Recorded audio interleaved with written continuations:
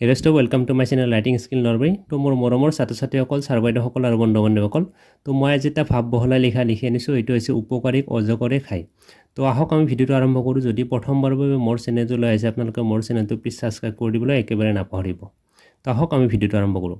অজগৰ মহা শক্তিশালী আৰু বিষধৰ সাপ।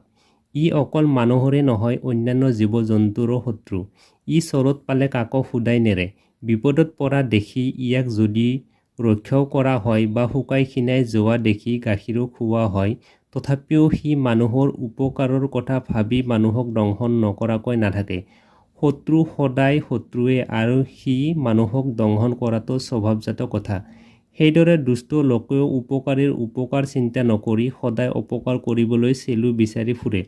এতেকে উপকাৰীৰ উপকাৰৰ শলাগ নলোৱা অকৃতজ্ঞসকলৰ পৰা সদায় সাৱধানে থকা উচিত। তো এইখিনিৰ দ্বাৰা এইটোৱে বুজাবলৈ চেষ্টা কৰা হৈছে। তো যদি ভিডিঅ'টো ভাল লাগিল আৰু হেল্পফুল বুলি ভাবিলে, তেতিয়াহ'লে আপোনালোকে মোৰ চেনেলটো প্লিজ ছাবস্ক্ৰাইব কৰি দিবলৈ একেবাৰে নাপাহৰিব।